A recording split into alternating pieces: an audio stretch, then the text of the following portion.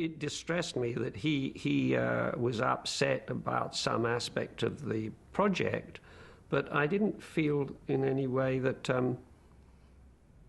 I had anything to do with that and could contribute. I mean, I was surprised that he saw it as anything else than another commercial job. Feeling dissatisfied yet again, Duffy decided to set up a company with a young graphic designer named Celia Philo. When I first met him, there was that awe that as a young designer you had towards somebody who'd been so kind of like, you know, a major name. Duffy Design Concepts came about because it was a case of wanting to have more control over the jobs and the projects rather than just handing back, you know, a sheet of contacts. Because I knew whatever we do would be exciting, and it was. This is the original dye transfer of the David Bowie album, Aladdin Sane.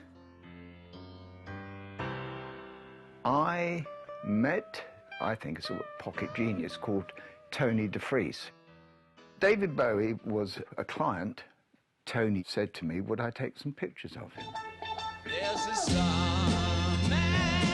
waiting in the sky.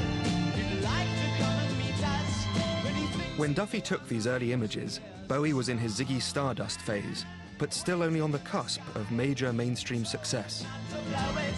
People always expect talking about Bowie some saint-like. I think it was nothing. Just a guy who liked dressing up. That's all. So he wasn't a superstar at that point? No way. Mark Bolan was a bigger star. Oh, yeah. Tony realised that in order to get the record companies really going, you had to get them up to their neck in debt, which was, of course, a masterstroke. He wanted to make the most expensive cover he could possibly get a record company to pay for, because he realised if it cost 50 quid, so what, one way or the other. If it costs £5,000, the record company were now having to pay attention. Couldn't have come to a better con artist than my good self.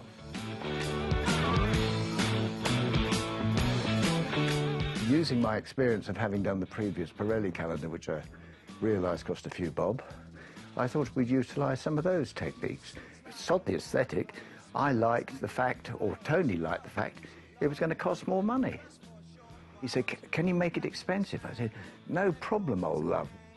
One, dye transfer.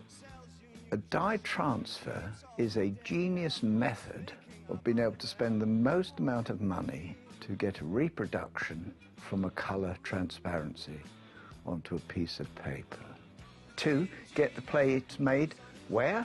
Switzerland, the most expensive place in the world to get plates made. Then to employ me to design it and create it, even better and more wasteful. And then we went to Conway's, who were the most expensive typographical house, more money.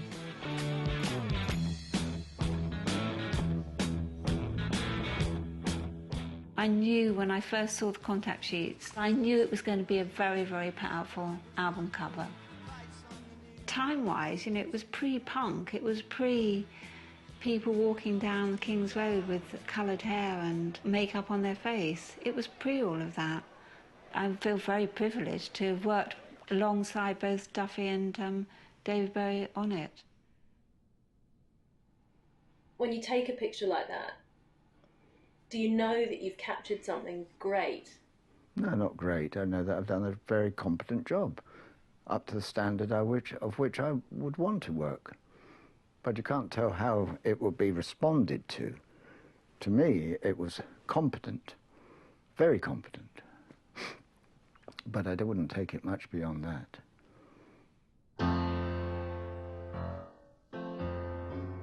In 1973, Aladdin Sane became Bowie's first UK #1 album, and the first of 3 covers the Star Maker would shoot for the Star Man. I think he was a terrific problem solver. I think he loved the technical challenge of having to fulfill a brief, of bringing a great many skills together to make a picture that would work, that would satisfy the professional brief, work on the page, fulfill the client's expectations. The whole thing was, for me, was hit and miss. And I was always trying technical things that other people hadn't. You know, I mean, one of the great problems of photography is once you've resolved something, why change it if it works? Obviously, I have something wrong with my thinking process. It's the exact opposite. Once I know something doesn't work, do something, you know, I mean, just always put your finger into the fan.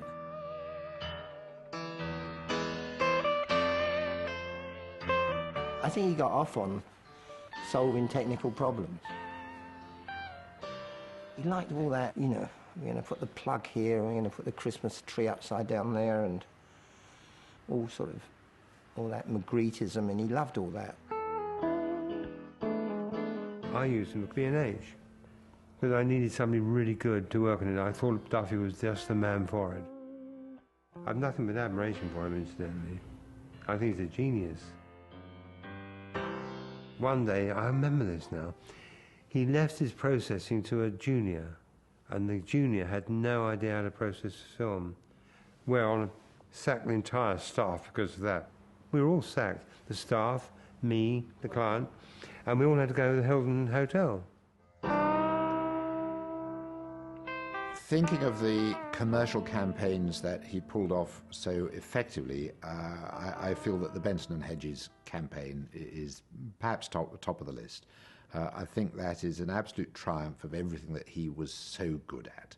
And curiously completes the circle going back to that very first photograph of the snail and the eye, of a surrealistic or disconcerting graphic notion playing, in the case of Benson and Hedges, with surprises of scale and context, and also dealing with the very considerable technical challenges of making those pictures at a time when Photoshop didn't exist.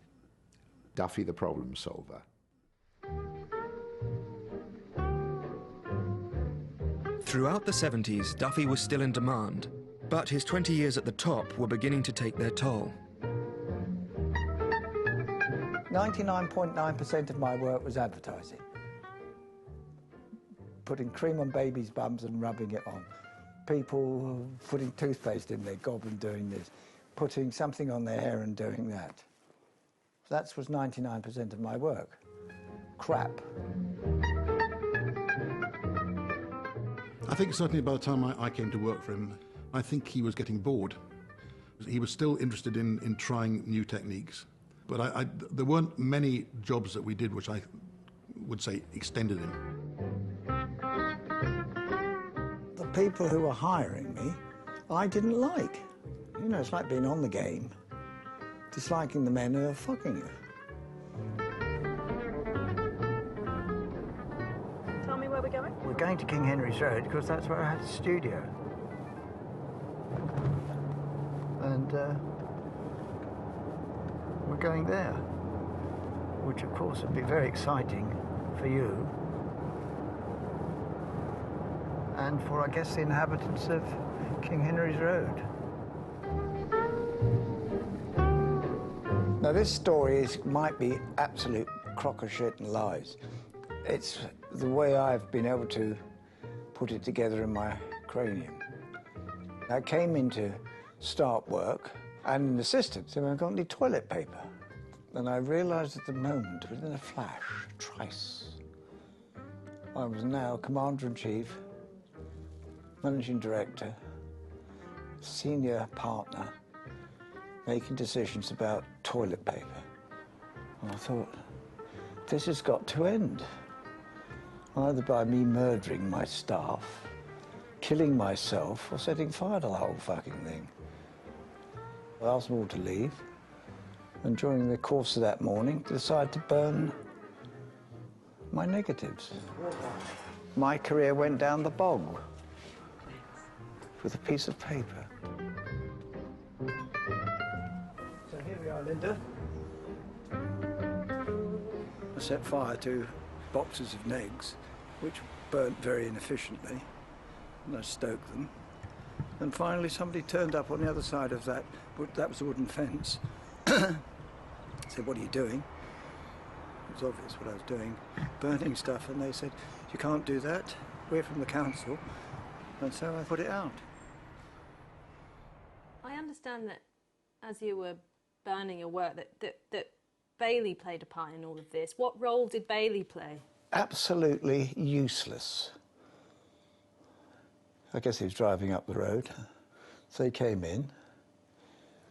I think he stood there like a spare dick at an Italian wedding, and then said, "Oh, I could look after those for you." I said, "Don't bother." And then went. Somebody later said, or he said to them, they helped me save them. He did no such thing. See, that's the sort of turd he is.